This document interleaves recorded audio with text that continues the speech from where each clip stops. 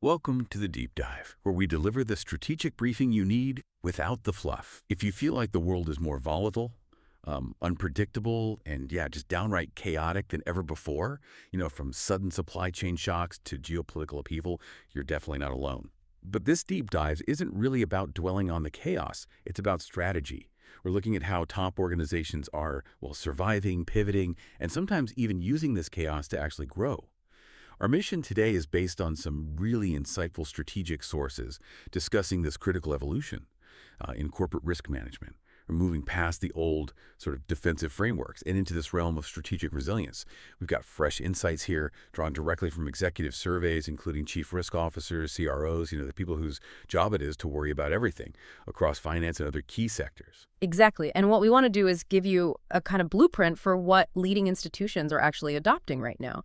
Because the old model, it was reactive. You wait for the crisis, then you scramble to respond.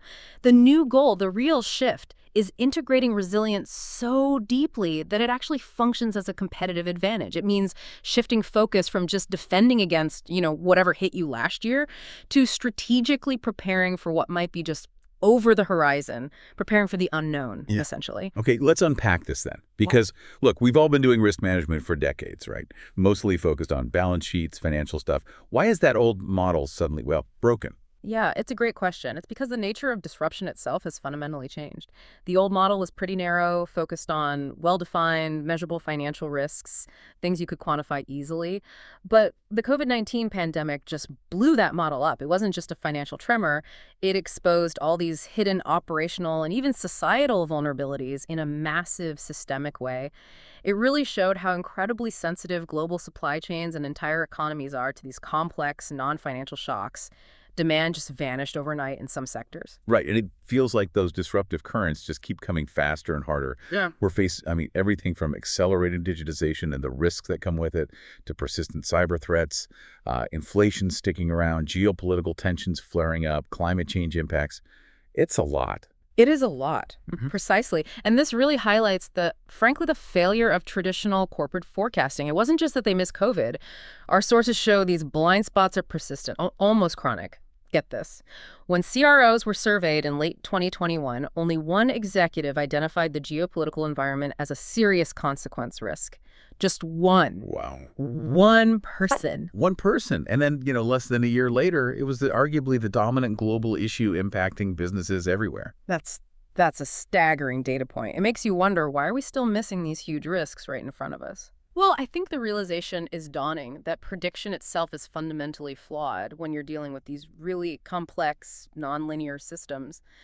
You just can't reliably forecast the next specific disaster. So the insight top executives are having is you can't focus on predicting the next shock. You simply have to be architected to absorb any shock. And that shift is monumental. It's moving away from just defensive risk management, trying to minimize potential losses from known risks, towards a much more forward-looking stance based on strategic resilience. The focus becomes maximizing your options, your speed, your ability to adapt. Okay, so it sounds like resilience is no longer just a section in the appendix of the annual report. Oh, absolutely not. It's becoming the centerpiece. Our research shows that nearly 2/3, almost 2 out of 3 responding companies now say strategic resilience is absolutely central to their long-term planning and strategy development. They're actively, deliberately weaving it into their corporate DNA. That sounds like the right direction, definitely. Yeah. How do you actually build that DNA? You mentioned there are 6 core areas that organizations need to develop kind of cross-functionally. Let's walk through that blueprint. Right. So these 6 areas together cover the sort of holistic health of the enterprise. And we actually start, maybe surprisingly to some, with financial resilience. Now, this isn't just about having cash on hand, though that's part of it. It's about maintaining solid capital and liquidity, sure, but it's also about balancing those short-term P&L pressures with long-term strategic flexibility. And, crucially, focusing on real value-added growth, not just desperately trying to maintain operating margins during a squeeze. Okay, so having that financial slack means if a crisis does hit, you actually have the resources to invest in a quick pivot, not just, cover your immediate losses. Makes sense. What about the actual ability to deliver products or services? That brings us to number 2, operational resilience. This is all about your physical production capacity, your supply chain, your delivery mechanisms. It means you've thought about and built in redundancy. You have robust, maybe even flexible production capacity. And you have the ability to pivot pretty rapidly if a key supplier suddenly goes offline or a major shipping route gets blocked by, a geopolitical event or a natural catastrophe. Got it. Okay, next up, I imagine, is the digital backbone of pretty much every modern company, technological resilience. Absolutely non-negotiable now. This means, yes, massive investment in strong, secure, flexible infrastructure to withstand this relentless barrage of cyber threats. But, just as critically, it also means ensuring you have high-quality, compliant data usage across the entire organization. Data is key, but it needs to be managed properly. And none of this fancy tech or operational planning works without the right people, which I guess brings us to organizational resilience. Exactly. This focuses squarely on the human capital side. It's about attracting, developing, and retaining crucial, often scarce, talent. Think about cybersecurity specialists or those advanced data analytics experts. They're hard to find and keep. It also means fostering a genuinely diverse and inclusive workforce and maintaining truly robust, deep succession plans. You don't want the departure of one or two key leaders to suddenly cripple an entire division, right? Yeah, that's a hidden vulnerability for sure. Okay, we're almost through the list. What's number 5? Number 5 is reputational resilience. This is becoming huge. It demands authentic alignment between what you say your values are, especially around complex issues like ESG, and what you actually do. It requires real flexibility and openness in how you communicate with all your stakeholders. Regulators, yes, but also customers, your own employees, and the broader society. When a mistake inevitably happens, how you communicate often determines your survival rate, reputationally speaking. That's so true. The cover-up is always worse than the crime, as they say. Okay, and finally, the ultimate goal, I suppose. Just staying relevant in a constantly changing market. That's business model resilience. This is about designing your fundamental business model so it can adapt to shifts in customer demand, new competitors popping up, disruptive technologies, changing regulations. It's really where innovation and entrepreneurship stop being these sort of boutique side activities and become necessary core strategic behaviors for survival and growth. You know, when you list them all out like that, those 6 areas, it becomes really clear. Resilience stops being just this defensive sort of mandatory cost center. It actually transforms into a potential competitive advantage. Yeah. I mean, imagine a major industry shock hits like another pandemic or a huge geopolitical shift. Right. The company that has that financial slack we talked about, maybe some redundant supply chains already set up, robust tech, and a deep leadership bench. Well, they can not only survive, but potentially accelerate. They could gain market share as weaker competitors falter or even fail. That's exactly it. It's the difference between merely trying to ride out the storm, maybe hunkering down, and actually using the chaos and uncertainty to strategically reorient, to find new opportunities. Okay, let's zoom in on the financial sector for a minute. Not because they're the only ones facing this, obviously, but because they've historically been maybe the most mature laboratory for risk management practices. They're now heavily focused on what they call non-financial risk, or NFR. Can you unpack that a bit? Yeah, NFR has become a massive focus. And for you listening, NFR is basically everything that isn't traditional credit risk or market risk. So think compliance failures, operational foul-ups, technology breakdowns, conduct risk, things like that. Banks are under immense pressure now from regulators in the market to really prioritize NFR management. It's moving way beyond just, patching up old legacy systems. It's about fundamentally rethinking these risks. So what are their biggest NFR fears? What keeps those banking CROs up at night? Cybersecurity. Hands down. Our sources show nearly 3/4, almost 75% of surveyed top banks cite cybersecurity as their #1 primary non-financial risk. And this isn't just theoretical worry. The global cybersecurity market is projected to hit nearly $200 billion very soon. It's a huge area of spend and concern. And right behind cyber, financial crime is another massive priority for about 45% of banks. And the potential impacts are just catastrophic, right? It really proves that a tech problem isn't just a tech problem. It's an operational crisis waiting to happen. Oh, absolutely. We see what some call the cluster effect. These risks are interconnected. Look at specific high-impact events like that 2024 global outage caused by a faulty CrowdStrike software update. I mean, that single incident reportedly caused an estimated $5.4 billion in damages and costs just for Fortune 500 companies because something like 8.5 million servers and workstations crashed simultaneously. That's an existential threat level event, disguised initially as just a technical glitch. Yeah, and that CrowdStrike example really shows how interconnected these risks are. A technology risk instantly becomes a third-party risk if you rely heavily on a vendor whose security or systems fail. Like, remember the Excellion data breach a while back? That cascaded across multiple financial institutions because they all use that one vendor. Exactly. That interconnectedness, that clustering, means the old ways of governing risk might not be enough. The governance model itself has to change, doesn't it? It really does. And that brings us to that classic framework many organizations use, the three lines of defense model. Maybe just quickly remind us how that's supposed to work. Sure. So very simply, the three lines model defines roles and responsibilities for risk management. The first line is the business itself, the units generating revenue, taking risks day to day. The second line is the independent risk management function. They set policies, frameworks, monitor, and challenge the first line. And the third line is internal audit, providing independent assurance over the whole process. Okay, so how is that structure shifting now to handle all this NFR complexity we've been talking about? Well, the big shift is that the first line, the people actually running the business units, the relationship managers, the operations teams, they are becoming much more proficient and responsible for day-to-day risk management. They're taking on more direct ownership of decisions around things like fraud management, certain types of underwriting, operational process controls. The expertise and the decision-making power are decentralizing, moving closer to the action. Interesting. So the traditional centralized risk function, the second line, what's its role becoming then? It's evolving.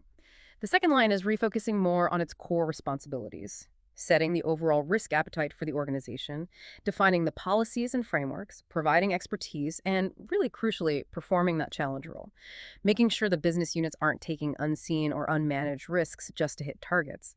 But what's fascinating and frankly challenging is that while this delineation between the lines is pretty clear, or at least clearer for classic financial risks like credit risk, it's far less defined and much harder to implement effectively for these more abstract, pervasive NFRs like cyber risk, technology risk, or even conduct risk. The lines get blurry. So the model itself is kind of under construction, especially for these modern non-financial risks. Okay, that leads us to perhaps the biggest flaw or gap you identified in the research, this foresight gap. How is it possible that roughly half of executives surveyed still say they rarely or never use basic tools like scenario planning and stress testing when making strategic decisions? I mean, that sounds like corporate willful blindness almost.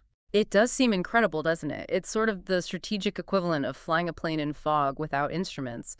And that foresight gap is really what drives the need for some serious strategic steps moving forward. First, there needs to be a massive, sustained investment in data and analytics capabilities. We need better early warning systems, more sophisticated predictive modeling where prediction is possible, and crucially, continuous analytics-driven risk monitoring. We have to move away from these periodic, often manual, paper-based assurance checks that happen maybe once a quarter or once a year. Right, you want a kind of continuous risk management nerve center. I love the metaphor our sources used, aiming for a NASA mission control room for risk. That's exactly the target future state, that kind of real-time visibility and analytical power. Second, risk management efforts absolutely must link explicitly back to tangible business impact. It needs to move beyond just being a check-the-box compliance exercise. Simplify the governance models where possible, focus on what really matters for business outcomes. But, and this is the big but, here's the implementation hurdle, the tough sell that you mentioned earlier. Yeah, let's hit that head on, because if resilience really is this potential competitive advantage, why is it apparently so hard to sell internally, to get consistent investment? Well, the fundamental tension is that building resilience often runs directly counter to the immediate, very powerful objective of quarterly value creation and maximizing short-term returns. Think about building supply chain redundancy, for example. That means paying for multiple suppliers, maybe holding more inventory. That directly increases your costs and likely reduces your immediate returns on investment, right? So when a big crisis isn't actively hitting when the waters are calm, the market's good. The organizational energy and budget to achieve strategic resilience often just, well, it peters out, as one source put it. It's incredibly hard to justify spending significant money today for a hypothetical, uncertain crisis that might happen 5, maybe 10 years down the road, or maybe never in that specific form. That makes total sense. Yeah. The urgent drives out the important. So if the pure business case can feel weak during those quiet times, how do you make resilience stick? I mean, you can build all the fancy frameworks and data systems in the world, but if the underlying culture doesn't support it, it's probably going to collapse under pressure anyway, right? You've hit the nail on the head. Frameworks and tools are necessary, but they are absolutely insufficient on their own. Resilience has to be deeply integrated into the organization's operational DNA, into its very culture. Think of examples from other high-risk sectors that have learned this the hard way. The almost obsessive, disciplined health and safety practices drilled into every single worker in the mining industry, for example. Or think about the powerful learning mindset that's built into the entire hierarchy of the airline industry after an incident. They analyze, learn, and adapt systemically. Or the obsession with customer experience you see in the best retail companies. Right. It has to become an instinct, a reflex, not just a policy memo that sits on a shelf. Exactly. A truly sustainable approach to NFR and to strategic resilience overall requires a culture that actively promotes risk awareness, genuine curiosity, collaboration across silos, and a commitment to continuous improvement at every single level, from the CEO all the way down to the frontline operations manager. Without that strong cultural foundation, all those frameworks and risk committees just become expensive, potentially inert, window dressing. They won't deliver when the pressure is really on. Okay, so wrapping this up, what does this all mean for you, our listener, trying to navigate this seemingly more chaotic environment? I think the core takeaway is pretty clear. Strategic resilience isn't just a buzzword. It's that essential blend of adaptability and decisiveness your organization needs for future prosperity. It demands this holistic, six-pronged strategic view we discussed. And maybe most importantly, you have to shift the focus from just defending against the last crisis and instead concentrate on building the cultural and structural capacity to anticipate, absorb, and maybe even accelerate through the next one, whatever it may be. Well said. And that brings us right to the final and maybe most profound challenge that leadership really needs to address head on. Despite this almost universal recognition now that resilience is a crucial strategic goal, our sources point out something really interesting. We currently have no universal means of measuring it. Think about that. When you invest time and money into resilience, strengthening your culture, deepening your succession plan, building operational flexibility, the efficacy, the actual level of resilience you've achieved is often based on qualitative judgments, on assessments, not hard numbers. So the big question for leaders is, how do you consistently prioritize those crucial but often qualitative resilience investments against the immediate, highly measurable performance goals like quarterly revenue or profit margins that dominate management attention? That measurement problem, that tension between the qualitative long-term and the quantitative short-term, might be the ultimate hurdle to making strategic resilience truly sustainable within organizations. It's something for everyone to think about.